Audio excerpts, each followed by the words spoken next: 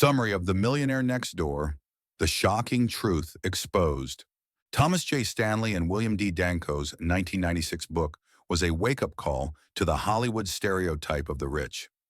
After surveying thousands of high-net-worth individuals, HNWI in the U.S., the authors came to a simple but shocking conclusion.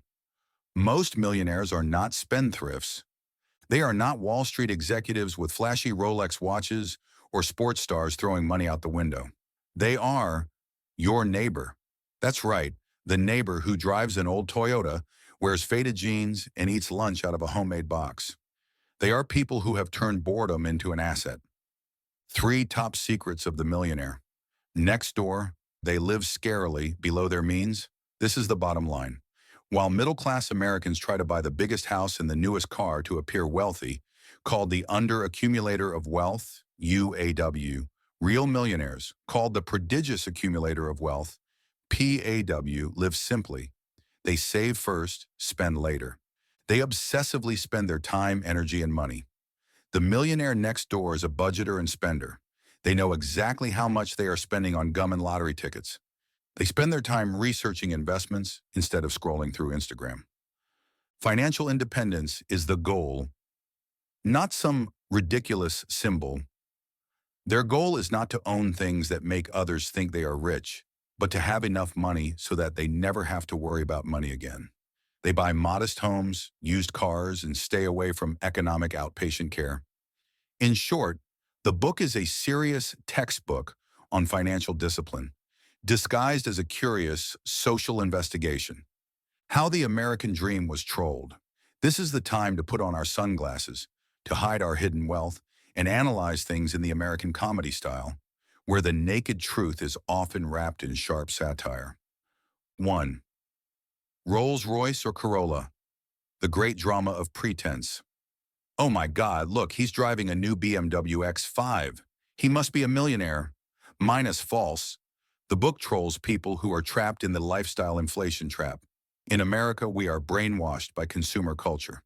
Everyone wants to look rich. But Stanley and Danko reveal that those spendthrifts, UAW, are on the way to bankruptcy. What a dramatic joke. Turns out the BMW you're admiring might be being paid for in installments by someone with a negative net worth.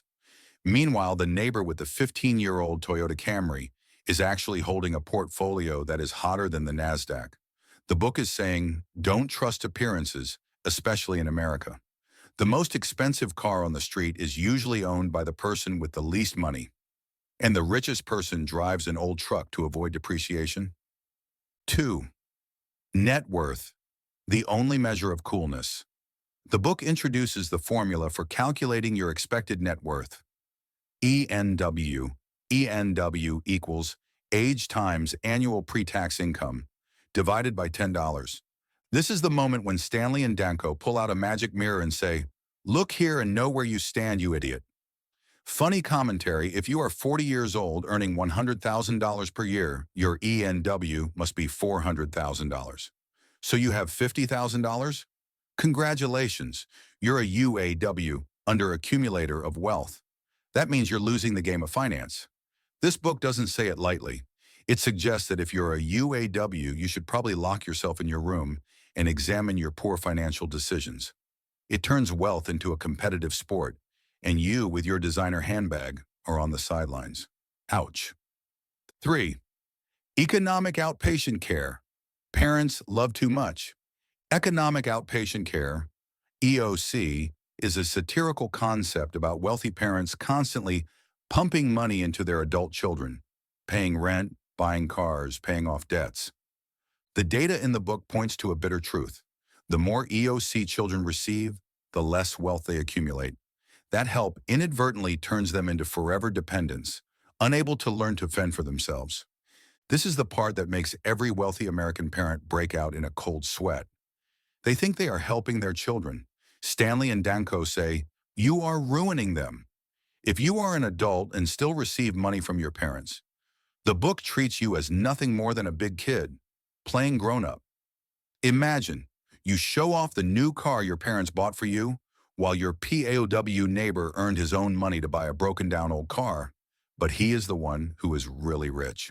The book is a sarcastic invitation. Parents, stop loving your kids too much because it's making them poor. 4. Careers. You can be a millionaire without being a Harvard lawyer. Who's the millionaire next door? It's not just the doctor or lawyer. They're the small business owner, the successful welder, the small-town dentist, and even the dry cleaner. The book celebrates the most inconspicuous and unpretentious of working people. It sends a very American anti-elite message. You don't need an MBA from Yale to be rich. You just need to run a boring business that people need, like accounting or plumbing, and not buy a yacht. PRs don't need to show off. They just need to collect money and stay out of the spotlight. True wealth is about staying out of the spotlight so that no one asks for it. It's a financial ninja lifestyle.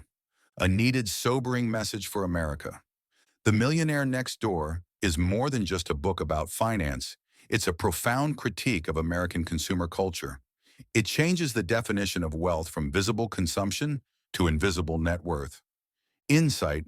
Stanley and Danko demonstrate with data that accumulating wealth is a defensive game, not an offensive one. It's not about how much you make, it's about how much you keep. They saved millions of Americans from a personal financial crisis by saying, stop trying to impress people you don't even like. American value. This book celebrates classic American values: hard work, thrift, discipline, and self-reliance. It says that the American dream is not a mansion with a white picket fence immediately, but a patient accumulation over decades. Bottom line, if you want to be a millionaire, don't buy this book.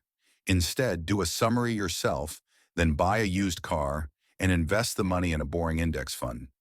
Then you will be a real millionaire, anonymous, boring, and rich.